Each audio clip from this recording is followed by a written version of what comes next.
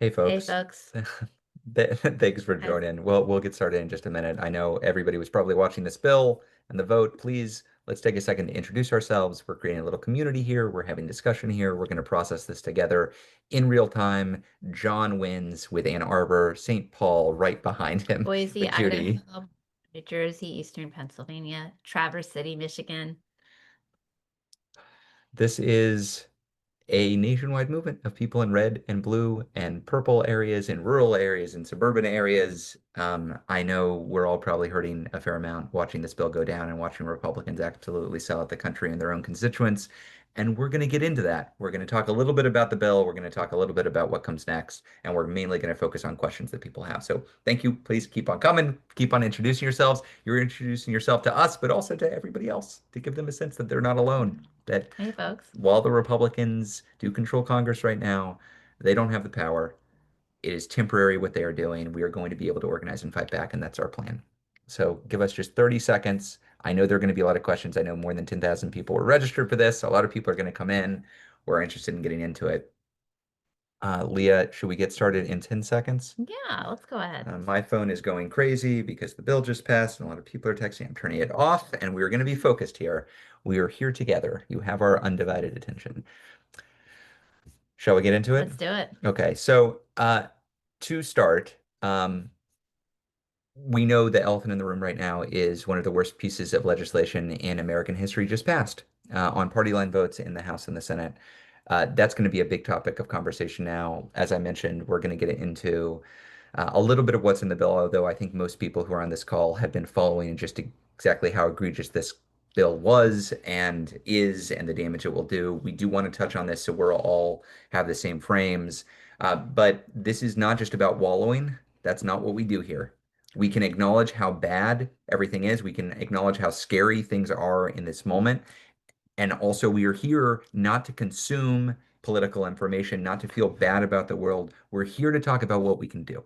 That's why we are in this, because we are not, this is not just about attending a Zoom to talk to each other. It's about making plans. We call it what's the plan for a reason. It's what's the plan because we are action oriented. We are always looking for what is the next step in the fight because we always, throughout these Trump years, have had two options. You can give up and you can say the authoritarians have it and then they win, or you can figure out what you do to fight back. And this group, this Zoom, this movement is made up of people who've decided not to throw in the towel, who have decided that the democracy is worth fighting for, that their own community and their families are worth fighting for. And that's what we're doing. We are a group-based movement, as you all know. Our unit of activism is not the individual. You will see on this in this chat thousands of individuals. Obviously, the local indivisible groups are made up of individuals, but we find community with each other. We identify where we have leverage, and then we build our power and we push. So I like to start these calls every single week by recognizing some of the dozens of new local indivisible groups that have formed in the previous week, and this week is no different.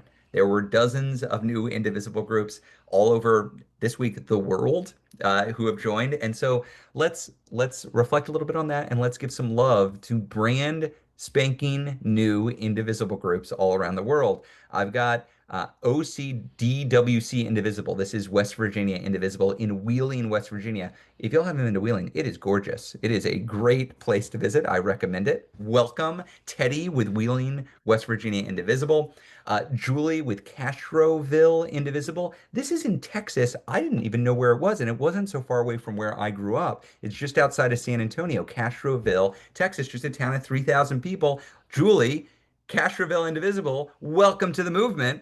We've got Christina from Indivisible SOTR. That stands for South of the River in Apple Valley, Minnesota. Lee and I both went to undergrad in Northfield, Minnesota, where the great Paul Wellstone taught. Huge fans of that area in Minnesota. And with Indivisible Lacrosse, let me correct myself from last week. I said if you're in a town of 50,000 or more, there's probably already an Indivisible group there. You should just go and find it because most of the Indivisible groups I've been seeing are brand new in small towns. I was surprised because Lacrosse has more than 50,000 people and brand new to the Indivisible movement and has registered Indivisible Lacrosse in Wisconsin. Welcome, Anne and Indivisible Lacrosse. And then this I always like the small towns because I come from a like outside city limits in a tiny town. And indivisibles in Indiana are actually quite strong. Deep Red State, really strong indivisible network. Patricia formed Indivisible Southern Indiana in Borden, Indiana, a town of 800 with a brand new Indivisible group. And just very quickly, I'll call out three international groups. We don't always get tons of international groups, but there are three brand new international groups. James with Indivisible Vancouver, Caitlin with Democrats Abroad Resistance Roundtable in Frankfurt, and Aaron with Indivisible South Central Coast, UK. So the international movement is growing. As dark as everything is, as scary as everything is, the thing that gives me hope is that more and more people every day are lifting their head up and they're saying, "Oh my God, I can't believe they just did insert what they did. What are we going to do? I guess I've got to do something." And they're organizing their own community. This is how you push back against the authoritarians. This is what works, is local organizing. It doesn't mean we win every fight, but it does mean we build the power we need for the long term. So thank you, thank you, thank you for being here. Leah, for all our new people, Okay. what do we do these calls for? What's this all about? Well, welcome, folks. So this is our weekly What's the Plan? We talk about what is in the news. We talk about our strategy. It's mostly Q&A, overwhelmingly live, but we do get some pre-submitted questions in advance from particularly Indivisible leaders. If you have a question, you can put it in via the Q&A function under in the toolbar. You can also upvote questions with the little thumbs up sign underneath each question. So upvote the ones that you want to see. We're going to be taking questions mostly from off the top of the queue. So upvote those questions that you want to see us answer. But we'll also try to like have some variety and make sure we cover different topics as well. Now, all of the links, we're going to put links in the chat as we go, actions you can take, resources you can read. All of those will be sent out in the follow-up email. So if you miss a link because the chat is going too fast, do not worry, you will get it again. Similarly, this is recorded, so you will be able to watch it again. You can send it to all of your friends. You can watch it a lot of times. I don't know, maybe not. And then finally, just want to have a note on respect. This is a really hard day. Yeah, It is yeah. a day that is directly like has direct personal implications for a lot of people on this call, or a lot of people around the country. Um, every day has been kind of a really, really hard day for someone since Donald Trump took office. We're all dealing with a lot. Lower D democratic spaces are by their nature messy. We'd really ask you to try to keep this space constructive, respectful, and supportive. We want to lift each other up as we move through these incredibly hard things. That is fundamentally how we are going to organize together. It is fundamentally how we're going to win.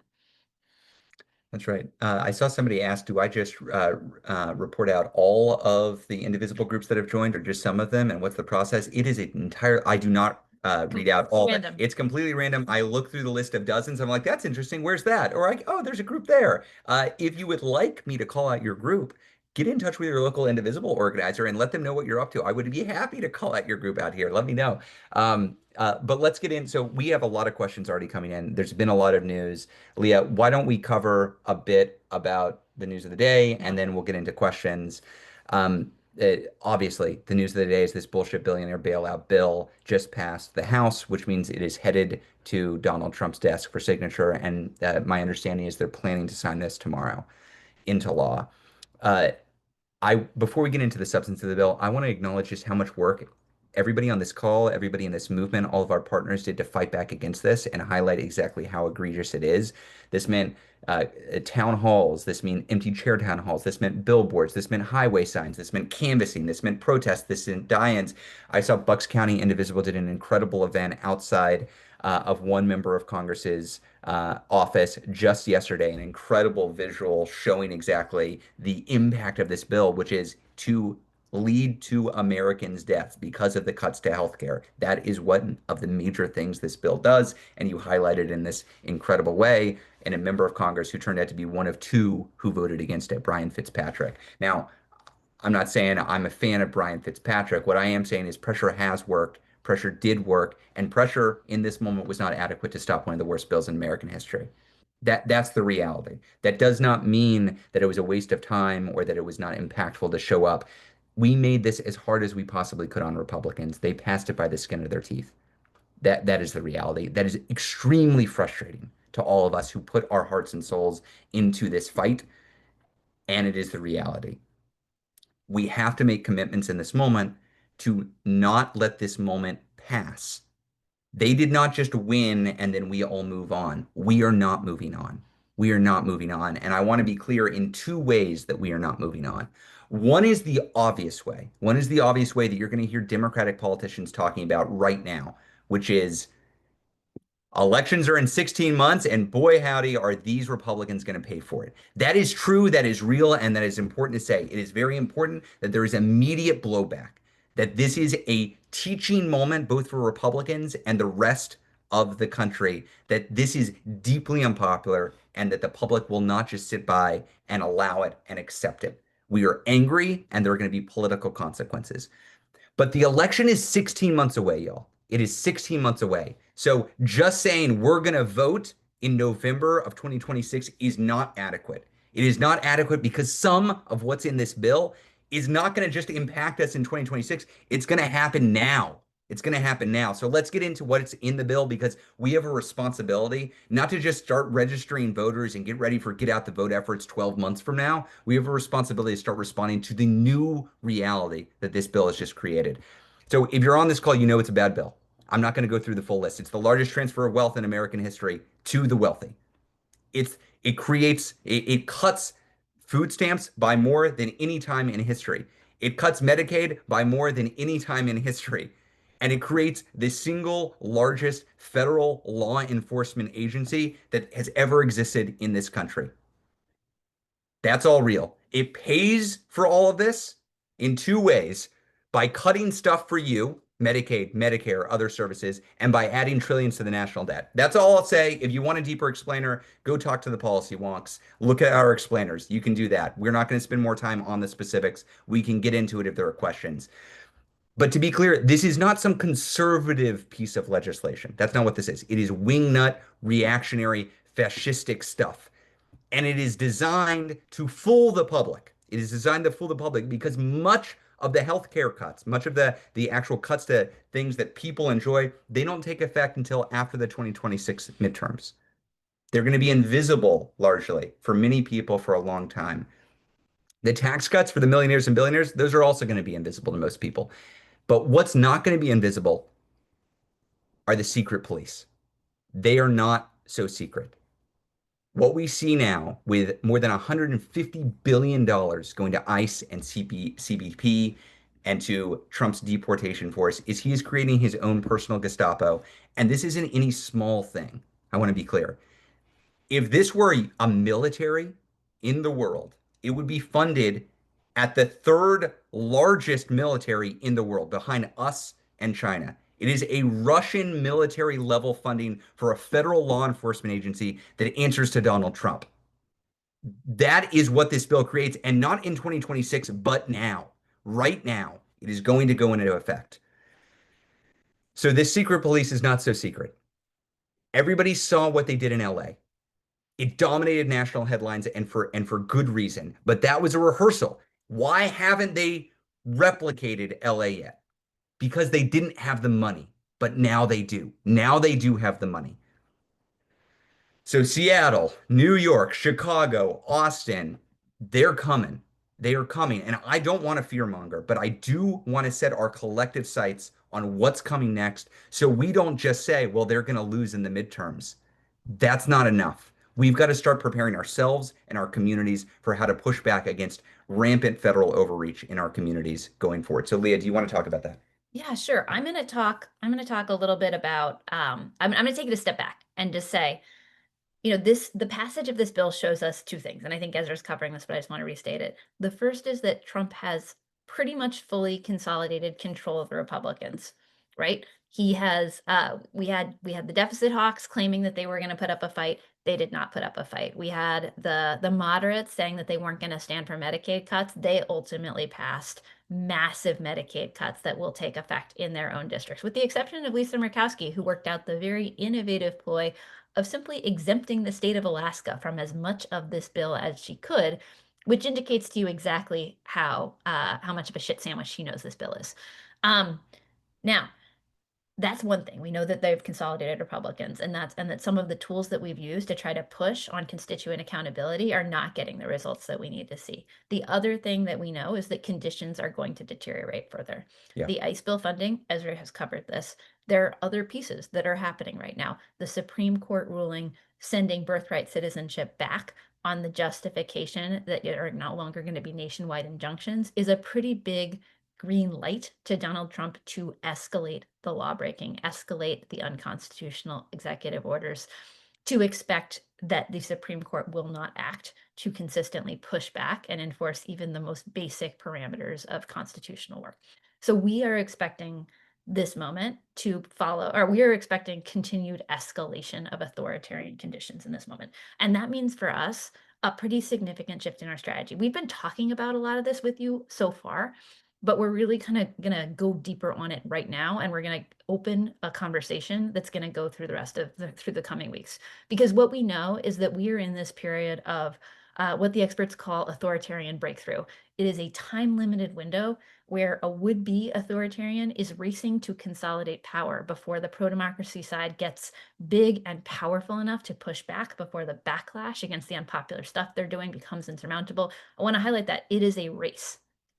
And we know that getting out of that, winning that race, it requires the traditional tools that we've used, like congressional advocacy and elections, but it also requires this whole of society strategy that looks at every institution, every source of power in American society and asks, are you complying with that would-be dictator, or are you pushing back? Are you refusing? Are you defying? That means we have to think about how do we collectively use our leverage and push those institutions, whether those are business actors, whether that is the media, whether that's higher education, whether that's faith, our faith communities and more. How do we push them onto the field to fight back for democracy? We need wholesale defiance across our society. That's going to look like mobilizations, the ones that we have expertly put on together. It also looks like non-cooperation, which is saying no and refusing to do things people expect you to do. Organizing to protect our communities, strategic campaigns that push on the enablers of authoritarianism, from Elon Musk to Avelo Airlines ICE deportation flights. We're going to do a deep dive on all of this next week. We might even have slides. I don't know. We're going to walk through the full strategy. Please mark your calendars for that. But I also want to really signpost, this is a moment that requires bringing in way, way more people. That is why after No Kings, we launched 1 Million Rising. The idea is we got a lot of people who've shown up for one event, one protest, one rally. We need to pull those people in. We need them in local relationship with an Indivisible group or a local organizing home, and we need to train them on the strategic logic of nonviolent resistance to would-be authoritarianism, because we're going to have to build this out together. We have to develop our campaigns. We have to figure out how we push back together. So next week, deep dive in this space, July 16th, launch call for 1 Million Rising. If you are an Indivisible group leader or activist who might be willing to host one of those trainings, because this is going to be, we're going to train you, you're going to train your community. If you're getting ready, or if you're able to do that, get ready. This is going to be a crucial part of the push this summer, because we got to build towards that 3.5%. We got to build towards the community of people who understand what the time is on the authoritarianism clock and who are figuring out how we collectively use our leverage to push back. We can do it together. It's going to take all of us.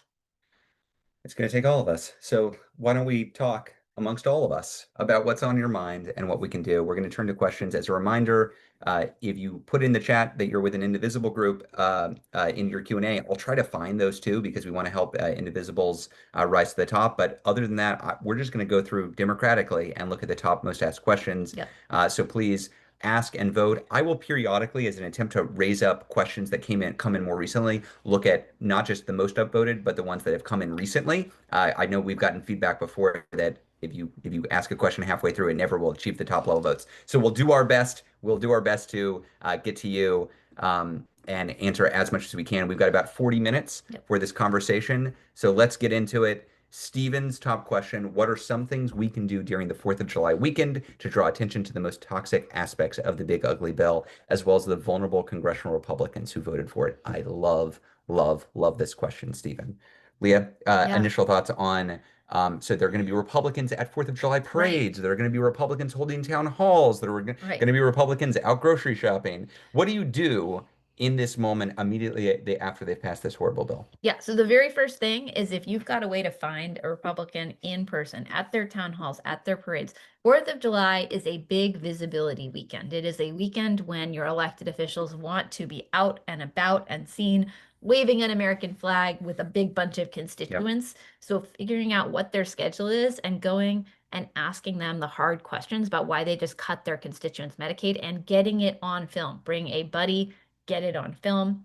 You know what we say, pictures or it did not happen. These are really important opportunities to hold people accountable in ways that have lasting consequences. That video of somebody flubbing the question about why they voted on this, that gets run in the ads 16 months later that explain how somebody gutted Medicaid. So, first of all, bird dogging. Second, I know there are a lot of folks are hosting protests or community events around the country with Free America folks. So there may be a rally in your area immediately during this period. If so, if Indivisible groups are hosting those, obviously always a good thing to show up and make your voices heard. I also want to note July 17th, we're throwing in with our partners at Transformative Justice Coalition who are leading the Good Trouble Lives On mobilization. So that is going to be an opportunity around the country to collectively show up. And then finally, I do just want to signpost. It's not public yet, but I got permission to tell folks that there is going to be a day of action towards the end of July, July 26th, focusing on Medicaid, on SNAP, on the services that have been cut, and on the impact that that is going to have on families. A big coalition of folks from the Care and Action Coalition to our friends at Move On are all are all collectively pulling that together. So stay tuned for more on that. It should be coming out soon as well. So just to repeat, upcoming mobilizations are July Yeah, 17th for the 5-year anniversary of John Lewis's passing. right. Good Good Trouble Trouble Lives lives on. On, and then July 26th, there's going to be a day of action around the country focusing on the services that families depend on that have been put in the line of fire by this bill. great, and take advantage if you've got a Republican member uh, that happens to be showing up in public this weekend. Show up. If you've got a Democratic member who's showing up in public, give them some support. They Yeah. they fought hard. Look, they Hmm. fought hard. We have been plenty critical of Democrats who haven't fought hard enough against what the Republicans have been trying to do this year. They did what they could on this reconciliation bill. We pushed at times, and then they listened, and then they took those actions. I Yep. do not have a critique of what the Democrats in the Senate or the House did. I think they fought really well. The Republicans own this. They fully own this. And that wasn't a given. At the outset, we weren't positive that that was going to be the case. It is the case. Democrats deserve credit for doing what they could to slow this down and Yep. stop it. They just didn't have the votes. Okay, next question from Indivisible Helena. The fascist administration will now exponentially expand the use of information technology to surveil and attack its opponents. ICE will be leading that effort against all of us. While we all need to take measure to protect the privacy and security of our own data and use information technology, what measures are being taken by Indivisibles and its vendors, Mobilize, Act Blue, etc., to protect the data about us on these systems? It's a good question. It's a good question. The short version is ActBlue actually has issued a bunch of public statements about kind of like its commitment to protecting, the parts of its donors' content that is not public. Obviously, campaign donation information to like electoral campaigns is in fact disclosed over a certain threshold, so that stuff is public already Yep. because it's public record. But ActBlue has been really clear that it will not, that it is going to be pushing back against the like wildly partisan and unconstitutional attacks on it, and that it views data security and integrity as part of that. Now, in general, obviously, Indivisible also acts to protect your data. We are not disclosing it. We are making really careful. We intend to push back on any effort. We have not received any attempts to do surveillance of our data, or we have not received any requests for that. But that's absolutely something that we would push back on if we ever got it. Oh, absolutely. And we implement a lot of data security standards at Indivisible Right. National. We undergo regular tests to make sure that we're not leaking information. We've had security firms go through and make sure that we're guarding our data as best as we can. Look, we've been under the microscope for quite some time. Right. It is not just coming now, and so we try to be as careful as we can. But the basic question from Indivisible, Helena, it comes from the right direction, which is this is going to be 150, 170 billion dollars. Yep. The FBI's budget this year, do y'all know what it is? It's just over 10 billion dollars. This is an extraordinary investment in a Gestapo force, and there's no telling what they're going to do with it. There's no telling what they're going to do with it. So we all have to be really careful and take seriously, but we can take some preventative measures. We can be as secure as possible, but ultimately, what I would say is anything you're putting in writing, I would guess that at some point you should feel comfortable that that thing that you put in writing is going to appear in the New York Times or is going to be read by a host on Fox News. I would operate with that level of security going forward. Yep. Agree. I do want to also pull something out on the ICE piece of this because I Yeah. think sometimes we talk about a massive amount of funding for ICE and make this automatic connection of like this is the secret police, this is the would-be Gestapo, and I want to like actually just drill in on the strategic logic of why we're making that jump, right? Great. Because I think people might be like, oh, that's immigration enforcement. Hmm. There's this phrase that Kika Matos of National Immigration Law Center has used that I think is really important, which is the path to authoritarianism is being paved on the backs of immigrants.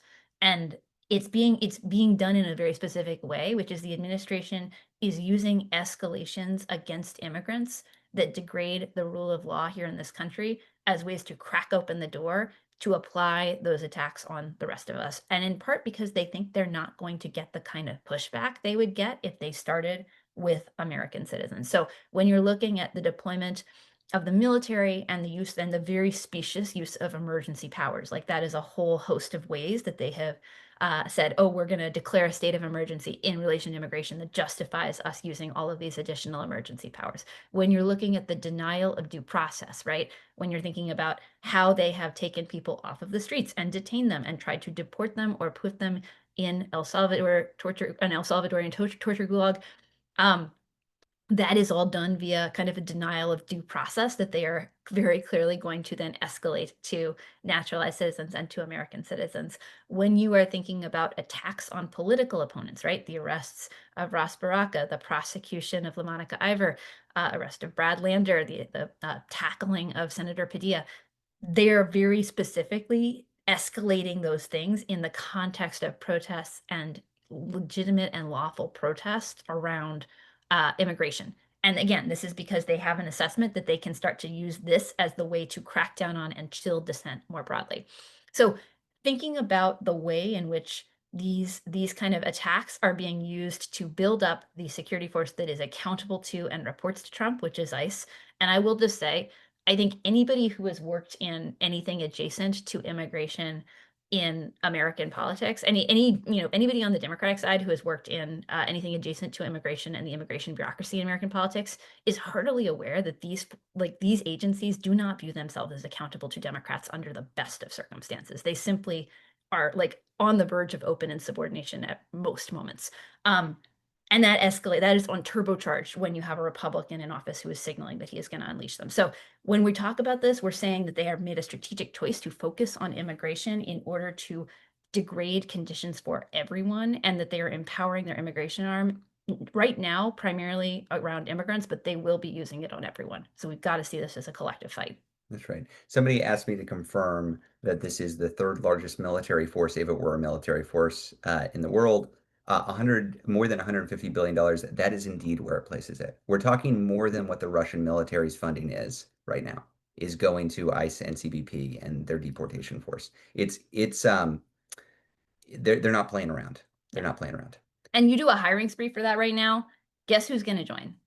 It's it's your white nationalists, it's your Proud Boys, it's all of the people who are like, yes, what I would like is open season on anyone who threatens this administration. Yep. Okay, moving on. To another fun question from Harriet, that's a very reasonable question. What can we do to ensure that Trump doesn't just cancel the midterm elections? And what I would say is that the number one thing that we can do is grow. The number one thing we can do is grow.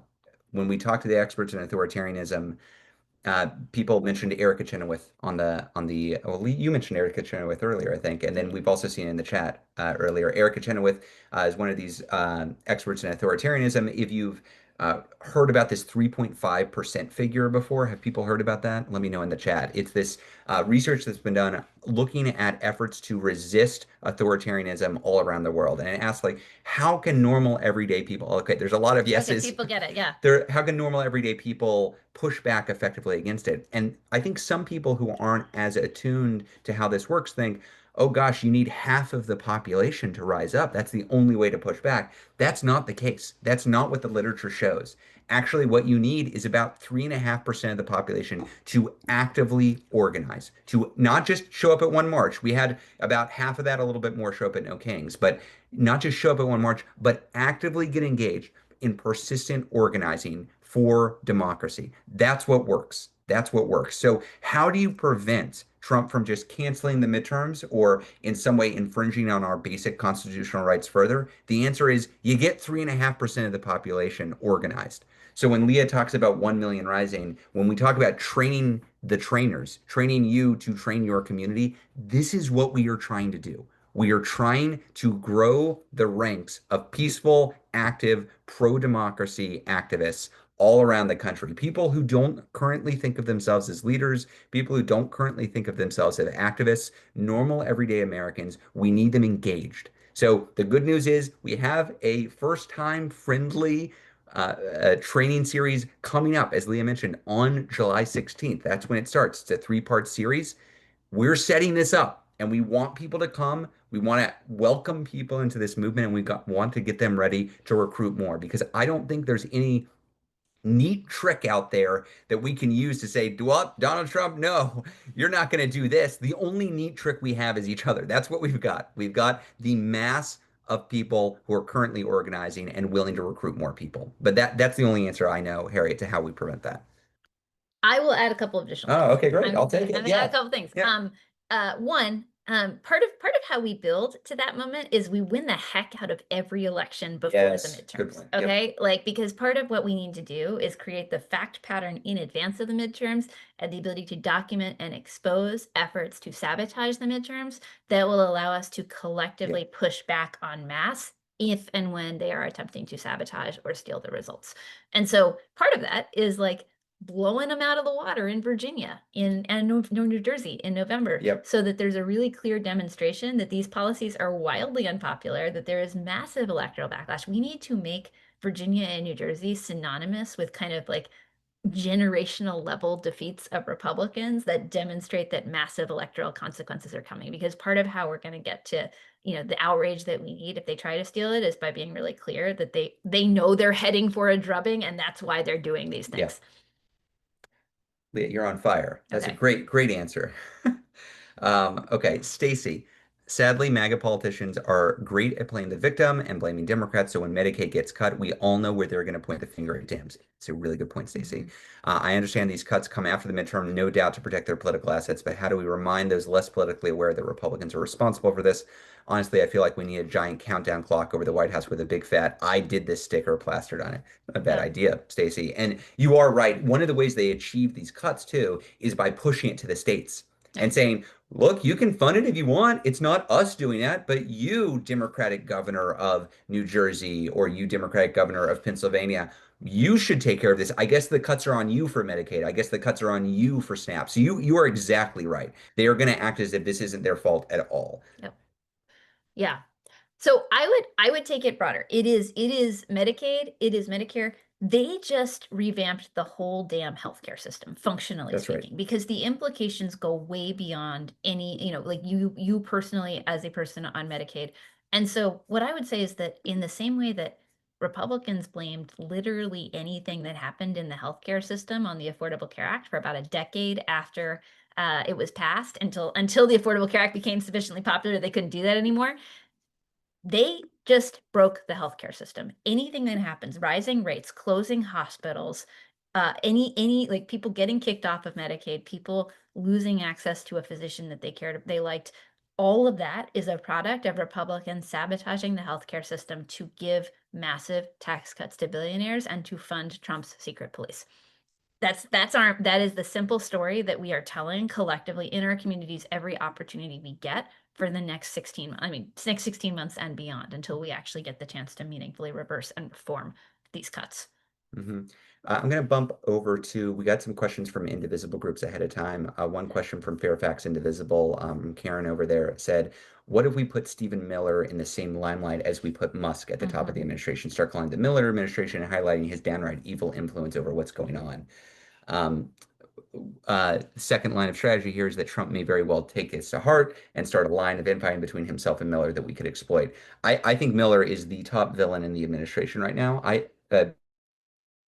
Yeah, Beyond Trump, secondary figures. I yeah, think there's nobody who is as unsympathetic as Miller and nobody who is driving as egregiously bad policy and yeah. vindictive and terrible and vicious as policy as Miller is. Leah, what's your thought on focusing specifically in on Miller and highlighting him as one of the drivers of this? I think it's fine and good where you have the opportunity and the platform to focus on him. What I would say is the difference between Miller and Musk is Musk was himself an outside power center who was aligned with Trump. And so there was this strategic analysis that we had to fracture that alliance because Donald Trump is scary enough when he is not powered by the war chest of the richest man in the world. And there was like a specific set of ways in which you could protest Elon Musk as a government employee in your town in a way that made it, accessible. That is not necessarily the case for like a Stephen Miller, who, to the best of my knowledge, does not own a massive commercial enterprise. So I'm totally pro and in favor of highlighting Miller and his role, but I would see him more as like a villain within the Trump story rather than an alt like a power hub that must be addressed specifically separate from the administration. Mhm. Okay, next question that's most voted. We got Kim says, when will the changes from the big ugly bill go into effect? Is there anything states can do to protect their citizens from the worst of these cuts? P.S. More grateful than ever for this space and community today as we all group the results. So thank you. I am very grateful for Yeah. this space as well. A little bit on the cuts. So most of the Medicaid cuts, though not all of the Medicaid cuts, don't go into effect until after the 2026 midterms. Uh, that is how they designed the bill intentionally because they know how deeply unpopular it is, and they hope that people will not take it out on Republicans if the cuts don't go through until after the 2026 elections. But it's not just those cuts that are going through. We have the clean energy tax credits are going to be eliminated somewhere between the end of this year and early next year. We know that Medicare cuts to the tune of what I've seen is around 500 billion dollars are going into effect also very quickly as a result of this bill. And because the Medicaid cuts are coming, some of them are going to come earlier than 2026, and the hospitals that are going to have to take into account the impact of these coming Medicaid cuts are also going to be adjusting their behavior, and we would expect some of those impacts to come early as well. So the answer is it's somewhat complex. I believe that the most visible sign that you're going to see of this bill going through, if you're somebody who doesn't pay attention to politics, is suddenly there's a massive Gestapo army that's raging through the countryside and in the city centers that didn't exist before. That is going to be the immediate impact, and you might see some visible impact on a preferred tax credit, or maybe your rural hospital, your local hospital might be impacted. But they have designed this in some ways for smart politics because they hope that they don't have to face the voters with these cuts already being baked into the voters' decisions. Or that where they are, they're pushing them onto the state governments. That's right. The question was, what can state governments do to Yeah. prevent the worst of these cuts? I mean, the answer is sure. The states could theoretically fully fund Medicaid. The states could theoretically fully fund SNAP. They don't have the money for it. I mean, that's why the federal government has stepped in. That is how Medicaid got expanded. It has been free money to the states to, or just about free money to the states to expand Medicaid. It's been free money to the states to expand SNAP. It's the federal government that is coming in and taking nutrition assistance away from children. It's taking medical assistance away from workers. Like that is what is happening with these cuts. And the federal budget can do that. Most state governments are not going to be able to step in and fully make whole. We got Orchard City Indivisible in San Jose, or and around San Jose. What prevents U.S. reps and U.S. senators from using the U.S. Capitol Police Force, Congress's own law enforcement agency and officers, to facilitate their immediate entry into U.S. ICE's civil immigration detention facilities to which they are being denied immediate access, and to accompany and provide them security protection during their statutorily empowered and authorized unannounced oversight visits and inspections inside those facilities? The legislative branch needs to force this issue with its co-equal branch in the federal government, the outlaw executive. That's a well-written question, Yeah. Eric. And Leah, do you have an I appreciate the overall orientation of this, which is how can our electeds get entrepreneurial in how they push back against this Gestapo force? I think Yeah. that is the basic question we should be asking. But specific thoughts on this? Yeah, I mean, so the framing of this question for folks who are not tracking this is that members of Congress, as Eric notes, have the right and have the ability to do investigations, immediate investigations, and immediate access to immigrant detention facilities. ICE has simply said that it will not be letting them do that. And like I believe that they're demanding like a week in Yeah, advance that's notice right. or something, Yeah. something along those lines. Um, Again, a pretty dramatic demonstration that I simply does not consider itself accountable to civilian oversight. Um, I don't know the answer to the specific question about like whether you could have the U.S. The Capitol Police Force do that. I'm like just quite candidly, I think there's probably some specifics there about what the Capitol Police Force will and will not do in and outside of the Capitol. But I think the basic idea of like this should be a place where Democrats continue to plant a flag and demand answers and think creatively about how do they escalate is really important because again, we have this ongoing fight within the Democratic Party about is it a good idea to talk at all about immigration? And there are people within the Democratic Party who very explicitly do not think we should have ever raised a stink about Kilmar Abrego Garcia being kidnapped and imprisoned in El Salvador, who do not think that pushing back on the Los Angeles, that protesting in Los Angeles and pushing back on the National Guard was a good idea. Their basic take is kind of like any day that the word immigration is anywhere near a headline is a bad day for us, so we should just kind of stay quiet. And our analysis, again, based on this theory that like the administration is using immigration as the wedge by which they crack open the door and come for all of us and all of our constitutional rights, you can't just stay quiet. You can't, I mean, you can't do it morally, but you also can't do it strategically because they are intentionally escalating against immigrants in order to create the conditions in which they have authoritarian control over all of America. So, very much supportive of people Democrats trying to figure out if it's not this, then what does raise the temperature here? Yeah, I think this is the front lines. Like this is where we are going to see them try to dig in, and we have to figure out how we push back. And it's not going to just be calling your member of Congress. It's not going to be a specific piece of legislation. This is where the trainings that we're doing this month Yeah. go. It is okay, the legislation has been passed. Now what do we do? How can we collectively organize? That I wish it was as simple as call your member of Congress. Then we could just issue a national call. And actually, this gets to the next question. So let's go to it. Elsie says, national strike. Please offer a survey to Indivisible leaders and ask them if their chapters are ready to call for a national strike now. Caveat: striking is like a muscle. We must begin to organize strike events. The strike can begin as a one-day strike and then grow increasingly in days. I am pro getting to a place where we can strike. We talk about a strike just about every week about having a national strike here. The thing is, if we can't get people to come to a training, we cannot get people to engage in a long-term strike. It's not like we don't have the power yet. We've got to work this muscle, build up, train people on how it's done, and then prepare for what this actually looks like. But so I am pro national strike. I'm pro having 3.5% of the public organized. And if I had a button that said national strike, I'd press it. I'd be pressing it repeatedly. I don't have that button. Instead, what I have is the ability to talk to everybody here and build towards it piece by piece. So, how do we get there? We all show up on Thursday, July 17th. I know it's annoying that it's a Thursday. I'm sorry. We got to learn how to show up on a Thursday. If we can't show up on a Thursday, are we going to do a national strike? No, we're going to show up on Thursday. So please pull out, like make plans, get your community out, show up on a Thursday. Then let's talk about what's the next action? How are we pulling more people in? We have to build and build and build. So I understand the calls for this national strike. The worst thing that we could do though is project that we have all this strength that does not yet actually exist, because that is a big flashing sign to the authoritarians that we can be steamrolled.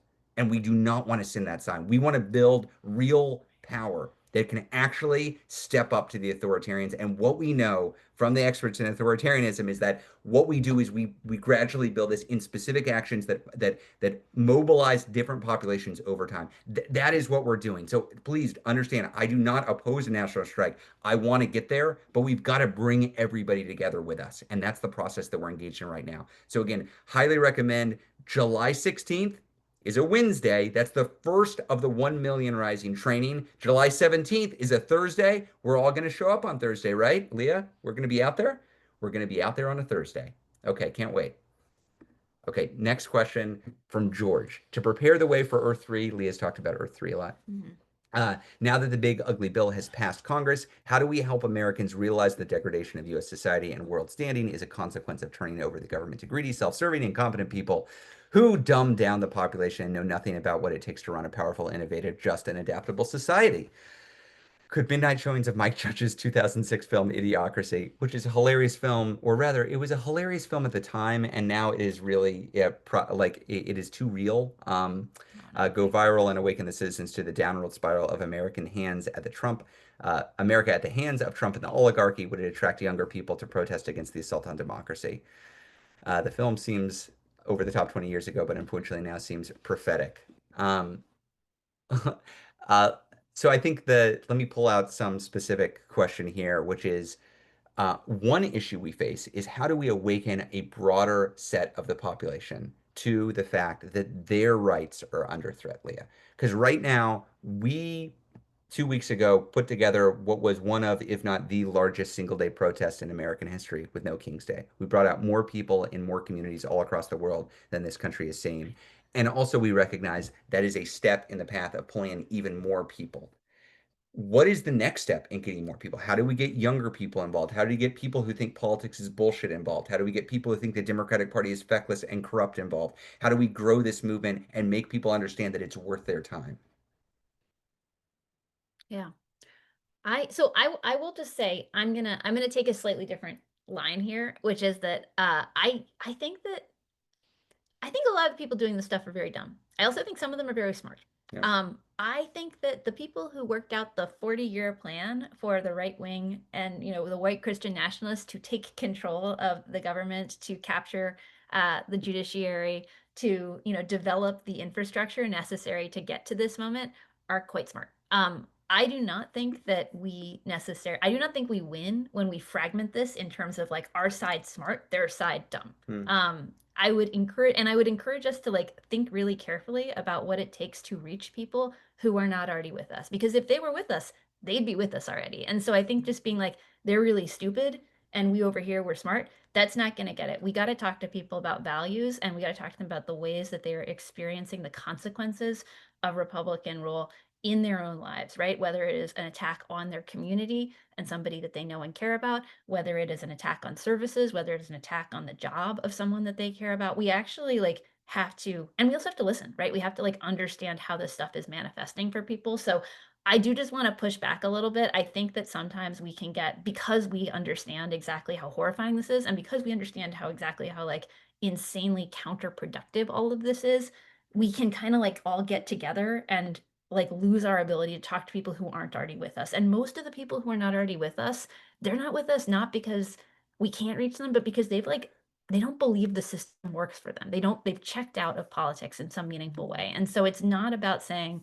those folks are dumb over there. It's about saying, here's a system and here's a world that could work for us, and here's the path for you to believe it's worth your time to engage. Hmm. Listen, Lee and I are married. We don't always agree We on don't always everything. agree. I think there are plenty of Republican members of Congress who are dumb as a bag of rocks, Oh yeah, and I we mean can name there's some names. very Yeah. dumb people out there. I'm not saying they're not. I'm just saying that's not the line I would take for anybody who's not already with me.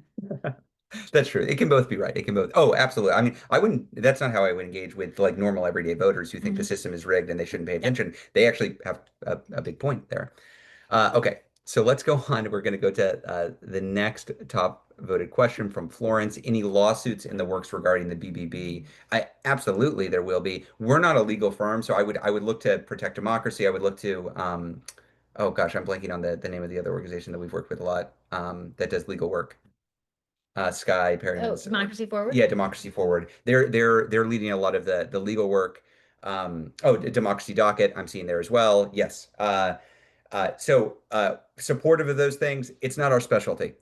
I'm happy that the courts have been standing in from time to time. I also think we can't just rely on the courts. Ultimately, whether or not we win is going to depend on a combination of the institutional supports, including the courts standing strong, and normal everyday people organizing. It's going to require both of those things. Next question from Nina. Trump is using immigration as his sword to die on and has a lot of approval there.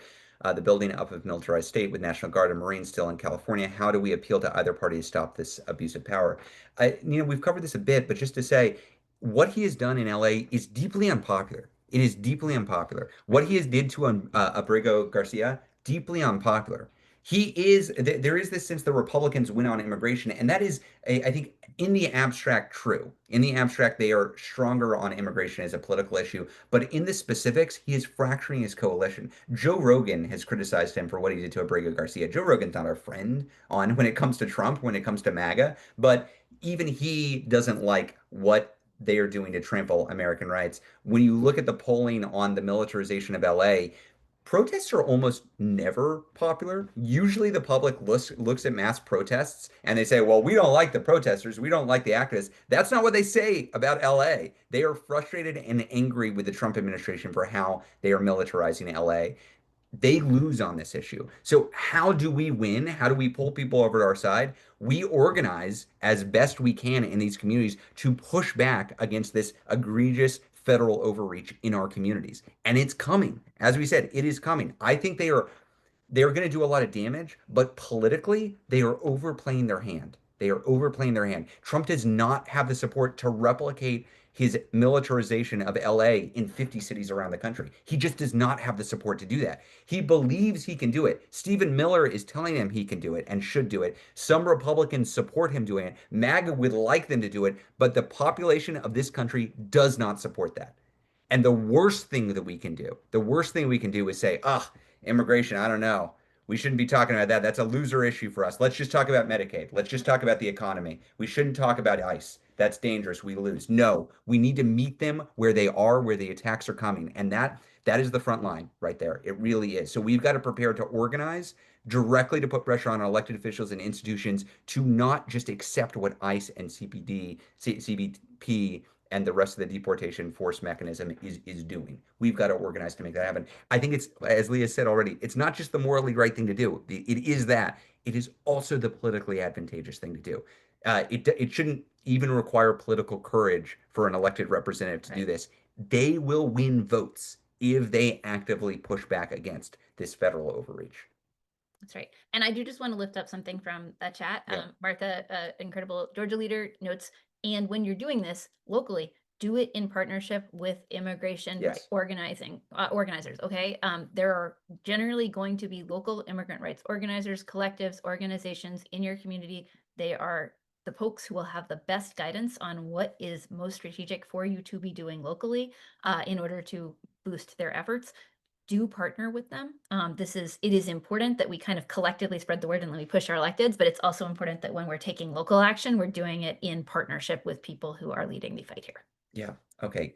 Kay asks, do you believe to get double the No Kings numbers of people out protesting and activated, Indivisible and other groups should be putting money resources behind mass advertising campaigns? Is this in the works? If not, why not? Also, would it be worthwhile to dedicate money resources to hiring drone photographers to capture professional footage of all future mass national mobilizations, say in the top 100 cities, in order to improve estimates of turnout?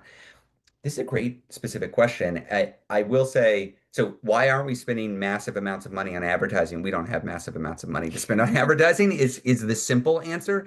We actually maybe I'll break a little bit of news. Our new media lead, Antonio Ariano, put together an analysis of the No Kings Day protest coverage and the monetary value of the earned media coverage. It was roughly $500 million that Indivisibles earned all across the country by That's a participating in lot. No Kings.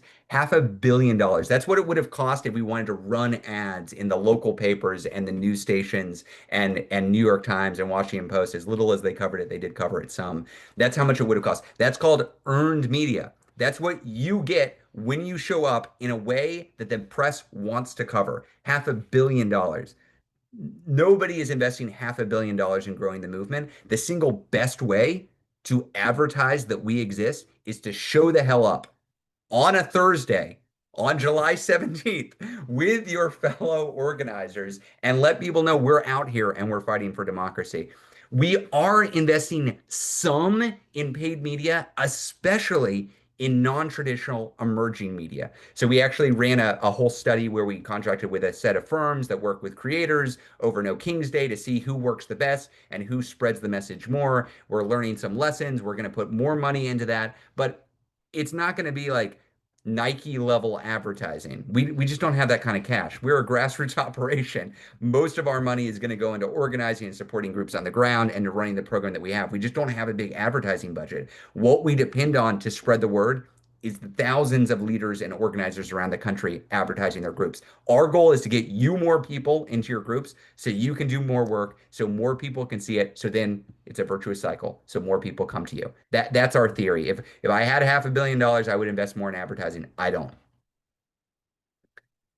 I do like the drone thing though. The drone The coverage, because really good. there were drone shots of many No King State protests that were incredible. Mhm. Just visuals put aside Yep. the ability to count the protest numbers. They were incredible, and that's actually a relatively cheap investment that we should look Yep. and see if we can encourage indivisible groups to do. I like the answer. Thank you, Kay, or the question. Thanks, Kay. Okay, Cindy, what can we do other than calling a representative to hold SCOTUS accountable for their overuse of the shadow docket and for basing their decision on their own interpretations of the Constitution, probably to please their donors? Yeah, it's a great question. Yeah. So the short version is the Supreme Court is designed to be insulated from electoral accountability. That's like literally who they are.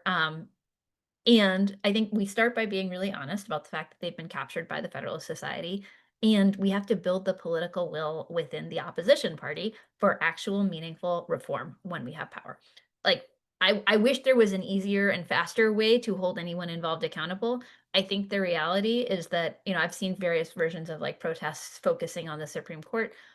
They do not like there's not a lot of evidence that that's necessarily directly responding. I think what we can do is we can create the societal conditions in which they perceive that they have to rule certain ways in order to maintain even a shred of legitimacy, and we can build the political will to reform when we have power. And those are our two things. And I do just want to emphasize, we don't have consensus. We don't have anything remotely like consensus within the Democratic Party that there ultimately needs to be meaningful court reform that addresses the Federalist Society capture. We don't like, I mean, Ezra, I don't know. Do you know how many senators are currently on the record for court reform?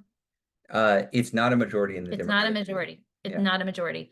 So if we were in power tomorrow, we do not currently have the consensus among Democrats to meaningfully Do you think reform the John court. Fetterman is going to reform the courts? Yeah, okay, we're gonna he's his own case, but Yeah.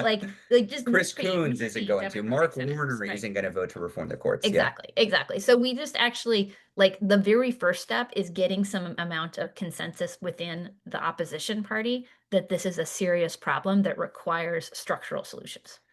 I'm going to note we've got 2 more minutes. Lee and we're going to go talk to Jamie Raskin right after this. So we have to hop off right Wow, at way the to name minute. drop, Ezra. I love Jamie Raskin. He's my favorite, or one, among my favorites. But we do have to drop at 2 minutes. I want to flag, we've talked a lot about how we are evolving the theory of change of Indivisible to be beyond just pushing members of Congress and push beyond that to what are the pillars of support for democracy and how can we organize. We are going to be following up to this call with a survey asking you, what are you most interested in? Is it businesses? Is it media institutions? Is it universities?